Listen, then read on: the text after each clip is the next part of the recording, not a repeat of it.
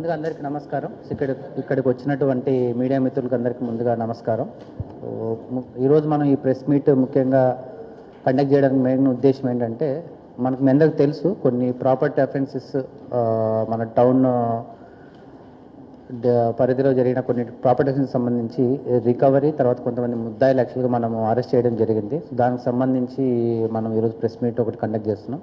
అదే కాకుండా మనకు దర్గామిట్టా పోలీస్ స్టేషన్ లిమిట్స్లో కూడా కొన్ని దాదాపు ఒక 15 బైక్స్ దాకా థెఫ్ట్ జరగడం జరిగింది. దాని రికవరీకి సంబంధించి కూడా ఈరోజు మనం ఈ ప్రెస్ మీట్ కండక్ట్ చేయడం జరుగుతుంది.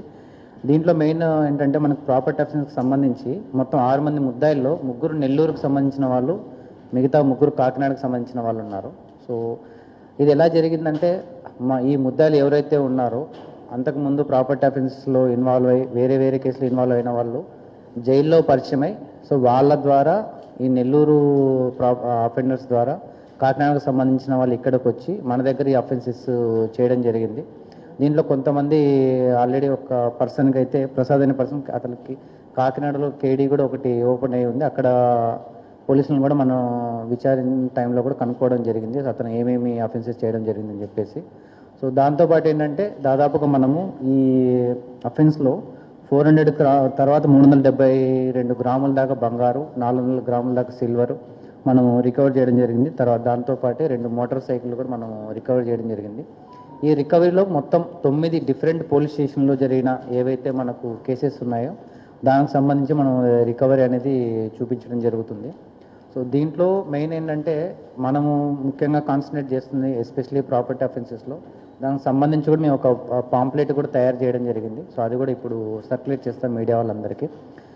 మెయిన్ పోలీస్ వారి తరపు నుండి మేము జనాలకు రిక్వెస్ట్ చేసేది ఏంటంటే, కంపల్సరీగా ఎవరైనా ఊరికి వెళ్తున్నప్పుడు, సో మనము నైబర్స్కి కానీ మన రిలేటివ్స్కి కానీ మనం ఊరికి వెళ్తున్నప్పుడు ఒకసారి చెప్పేసి వాళ్ళని అక్కడ పడుకోవడం కానీ, తర్వాత ఏదైనా బంగారు కానీ ఏదైనా ఉంటే వాటిని బ్యాంక్ లాకర్లో పెట్టుకోవడం కానీ, తర్వాత మన ఊరికి వెళ్తున్నప్పుడు పోలీసు వారికి ఇన్ఫర్మేషన్ ఇస్తే మనం అక్కడ నైట్ టైం ఏదైతే బీట్ సిస్టమ్ ఏదైతే ఉంటుందో దాన్ని కూడా మనం పెట్టుకోవడం అనేది జరుగుతుంది. సో మన అవేర్నెస్ ప్రోగ్రామ్స్ కూడా మనం కండక్ట్ చేస్తున్నాం.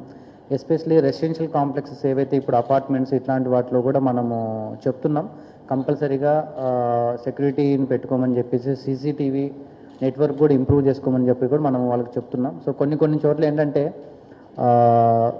ఈవెన్ మనం ఇంత చెప్తున్నా కూడా కొన్ని గట్టి తాళం చెవులు కూడా మనం కొన్ని ప్రాపర్టీస్ జరిగిన తర్వాత మనం వెళ్తున్నప్పుడు కూడా తాళం చెవులు అయితే కూడా ఈవెన్ బీరువా కూడా తాళాలు మన బీరువా పక్కనే పెట్టుకోవడం ఇవన్నీ మనము చూస్తున్నాం. సో మెయిన్ నాకు మీడియా ద్వారా నేను చెప్పగలుగుతుంది ఏంటంటే, జనాలు కూడా కొద్దిగా ఈ ప్రాపర్టీ అఫెన్సెస్ జరుపుకోకున్నట్టుగా వాళ్ళ సైడ్ నుంచి కూడా వాళ్ళు ఏవైతే రెస్పాన్సిబిలిటీ వాళ్ళు కూడా చేసుకుంటే, పోలీసు వాళ్ళు కూడా మా సైడ్ నుంచి ఏం రెస్పాన్సిబిలిటీ అవన్నీ కూడా మేము చేయడం జరుగుతుంది.